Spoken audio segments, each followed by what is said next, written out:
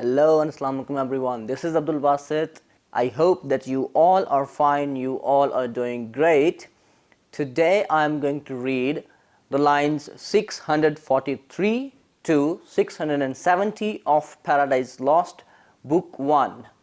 So in order to develop a connection between these and the previous lines, I would like to talk about the previous a few lines so that you may be able to understand these lines in a better way.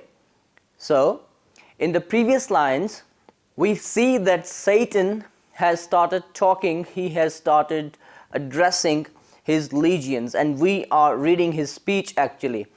Well, when he speaks to his legions, he musters up courage with some difficulty, and he is despaired, he is frustrated because of his loss of paradise, because of his loss of heaven, not only because of his own loss but also the loss of his followers. He is sad, he is grieved actually because of that loss, and the words that he utters are mixed with sorrow and tears. Well, he is able to talk to his legions now, and when he starts talking, he tells his legions that they have gone through a strife that was not unglorious, that was not very humiliating or very degrading.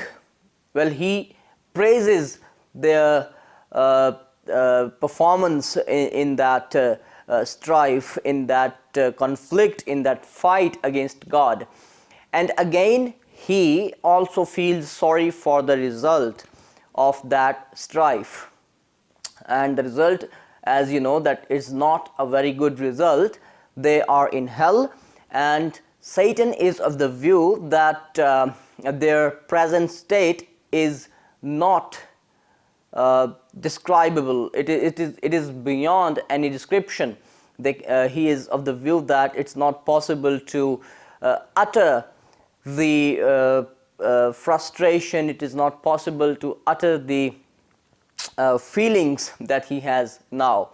At the same time, he tells his legions that no one can believe that we don't have the power, means they don't have the power to reascend and repossess their native home, means heaven.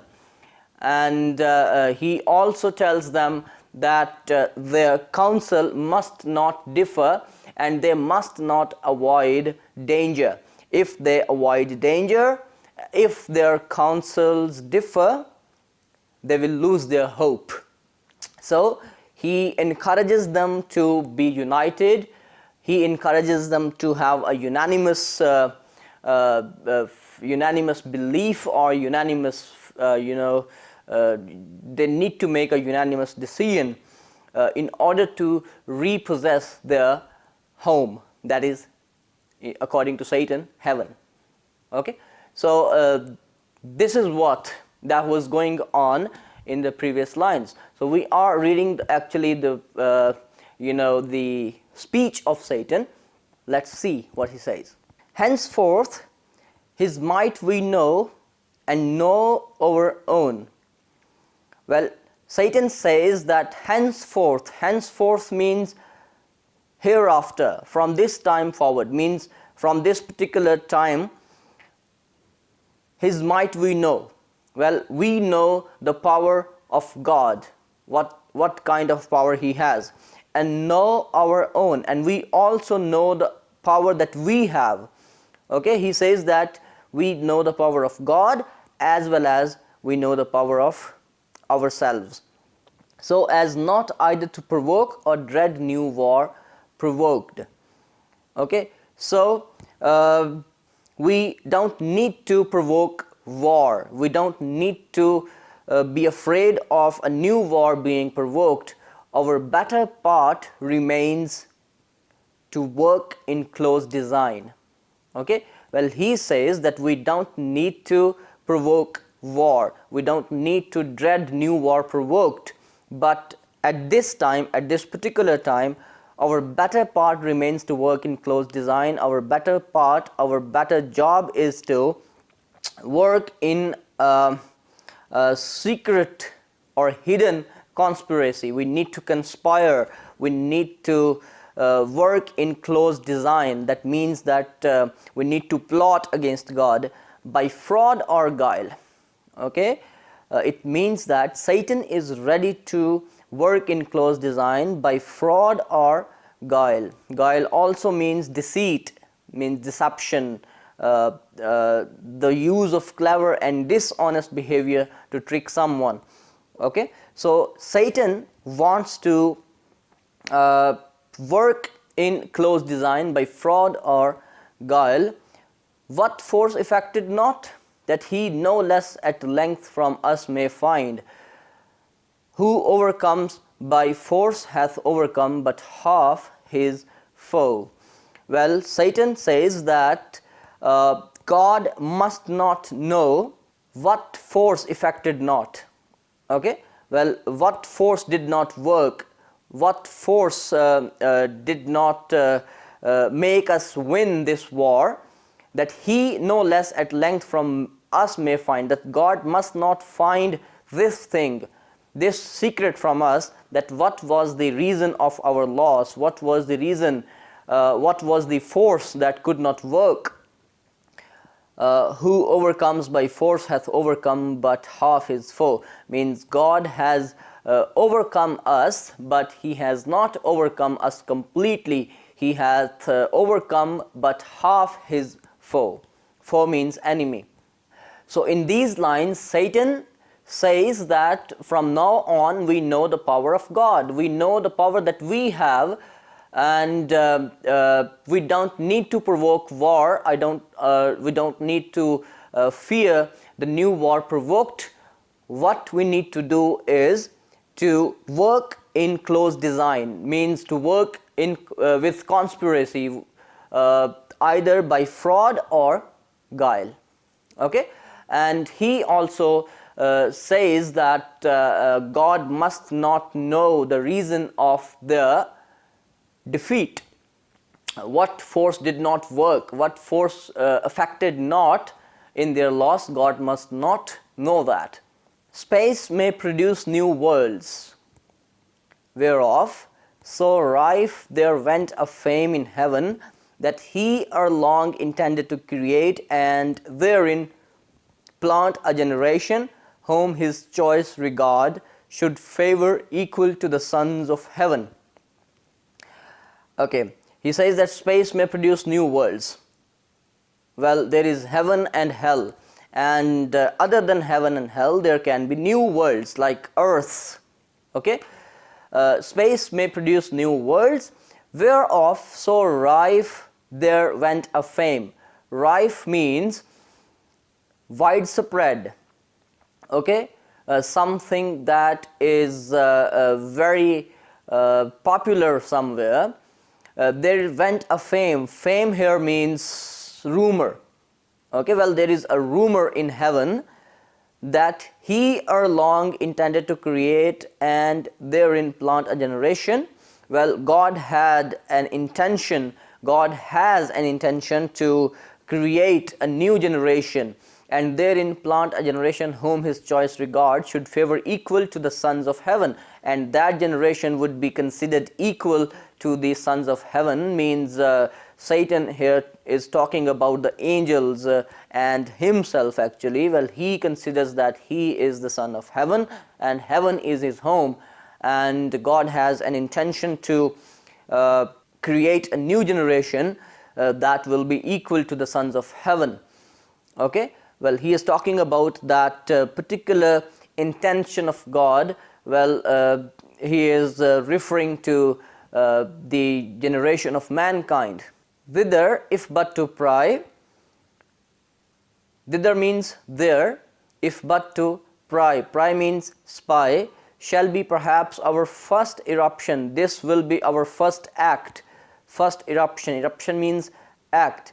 Thither or elsewhere, there or somewhere else, means thither here means heaven, or elsewhere. Elsewhere means somewhere else. It can be earth. For this infernal pit shall never hold celestial spirits in bondage, because he believes that they will not be bound to this hell forever. This infernal pit means hell. Okay, infernal actually means related to hell. Infernal pit shall never hold celestial. Celestial means heavenly. Never hold celestial spirits in bondage, nor the abyss long under darkness cover. Abyss means a bottomless, deep and wide space or hole. Again, it is hell actually. Long under darkness cover, that is under darkness cover. Well, here Satan means that hell cannot hold them forever. They have to spy whether in heaven or on earth regarding the generation that God has an intention to create. But these thoughts, full counsel must mature. Okay, Satan says that our counsel must mature. There must be maturity in our counsel. There must be maturity in our thoughts. Peace in despaired, for who can think submission? Well, although he says that although we are despaired, who can think submission? Because we are not going to submit before God. We are not going to surrender before God. Who can think submission? This is again his strong resolution and determination to wage war against God. And he says, war, then war, open or understood, must be resolved. Well, Satan is telling his legions to get ready for a war that is either open or understood. That is either an open war or a secret war that he will wage against God by fraud or guile. Okay, and that war must be resolved. Resolved here means to make a resolution, to make a strong determination. Okay, well, in this speech, Satan encourages his legions to get ready for war, because he believes that there is no force that can avoid them to regain their home, that is heaven. And he is of the view that he has known the power of God, and they also know their own power, so they need to work either by fraud or guile, and they need to wage war against God. Okay, he spake, and to confirm his words, out flew millions of flaming swords. Well, when he spake, when he finished his speech, to confirm his words, in the obedience of his words, out flew millions of flaming swords. All the devils raised their swords, and those swords were flaming, means shining, drawn from the thighs of mighty cherubim. Okay, thighs means that they draw their swords, and mighty cherubim, mighty angels. Cherubim is a kind of angel. The sudden blaze far round illumined hell, and their blaze, their shine, illumined hell. The shine of the swords illumined or enlightened, in other words, hell. Highly they raged against the highest. Okay, they showed their rage, their anger against the highest, means God, and fierce with grasped arms clashed on their sounding shields the din of war. Okay, and they were fierce, they were ferocious, with grasped arms clashed on their sounding shields, and they had grasped their sounding shields. The din of war, din means noise. They were making noise with their shields, and that was the noise of war. hurling defiance towards the vault of heaven, and they were hurling defiance. Hurl means throw, means they were throwing their voices to the vaults of heaven, and their voices were about defiance. They were talking about defiance, betrayal, or revolt against God. So after the speech of Satan, all his legions are ready to wage war against God. They have drawn their swords, and they have started beating their shields in the confirmation of their sultan's words. So this was all about today's lecture, today's video. I hope that you have got the complete understanding of these lines. If there is any confusion, you can ask questions in the comments below. Thank you very much for watching. I hope that you like the video, you like the content. If it is so, please hit the like button, and if you're not one of my subscribers, please don't forget to subscribe to my channel for more informative videos. Thank you very much. Bye bye. Take care.